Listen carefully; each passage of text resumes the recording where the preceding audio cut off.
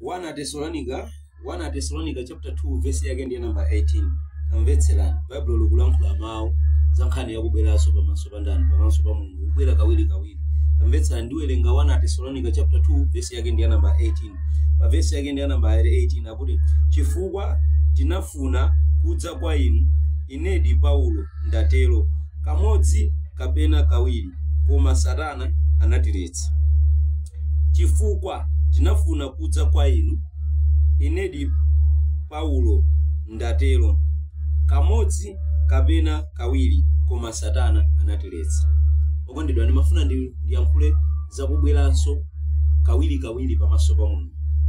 Bible lukulankhula mawu mtumwi Paulo ku 1 Thessalonica chapter 2 verse yake ndi number 18 akunena kuti ndimafuna kubwera pamaso pano Ambuye kawiri inedi Paulo koma Satana amandiletsa. Tamvetserani Paulo anali ndi chokhumba chofuna kumapemphera pafupi pamaso pa Mulungu koma amalephera. Chimene chimampangitsa kuti azilephera iyeyo anazindikira kuti ndi Satana njerekezi. Tamvetserani Paulo anali ndi chokhumba chofunika kumapereka pamaso pa Ambuye pafupi koma Satana amamuletsa amamulolopita kawiki kamodzi pamaso pa Mulungu. Mvetserani Paulo atazindikira kunena kuti ndikukanika chifukwa chani anadziwa kuti ndi Satana amene amamuletsa.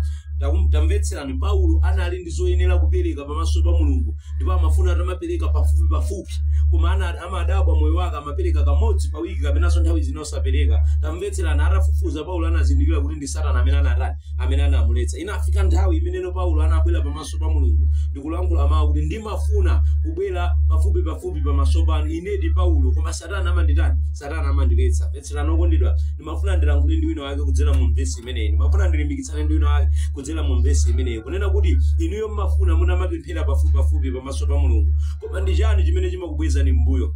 Inuyo mmafuna mutamafika kuchalichi mofulumira koma ndi chani chimene chimabwezeretsani m'mbuyo? Wina aliyense amafuna atakhala opemphera. Tamvetserani dziko lino palibe amene safuna kukhala opemphera. Dziko lapansi lino aliyense amafuna atamakhala opemphera ndithu koma chifukwa cha zofowoka zina ndi zina zimene timakumana nazo moyo uno zimatibwezeretsa m'mbuyo. Chifukwa cha business yathu imatibwezeretsa m'mbuyo, chifukwa cha ntchito yathu imatibwezeretsa m'mbuyo, ena ndi chifukwa cha banja limatibwezeretsa m'mbuyo, ena ndi chifukwa cha maphunziro chimaneno ra ine ndi mmene ndikuphunzira sukulu za Ambuyezi ndidzapangabe patsogolo.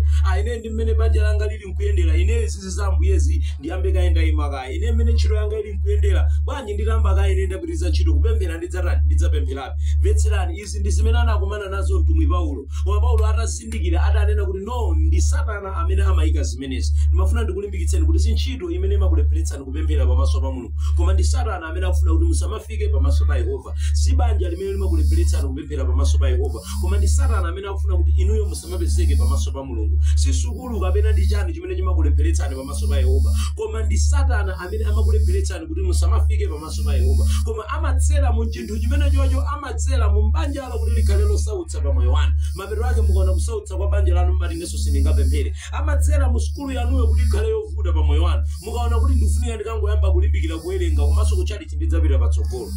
Paulo akulankhula mawu ndimafuna nditamabwera pamaso pano pafupi kawiri katatu inedi Paulo koma Satana amandiletsa. Mvetserani Satana sangatsekule kumwamba kukuletsa kuti usapite kuchalichi.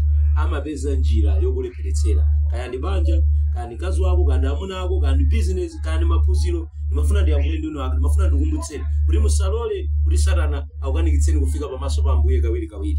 Ndipemphero ndi pembedzero langa kuti kuyambira lero mudzindikire kuti chimene chimakulepheretsani ndi Satana njerekezi. Si chimene niyo mmachikacho si business yanu koma ndi Satana njerekezi amene amakulepheretsani.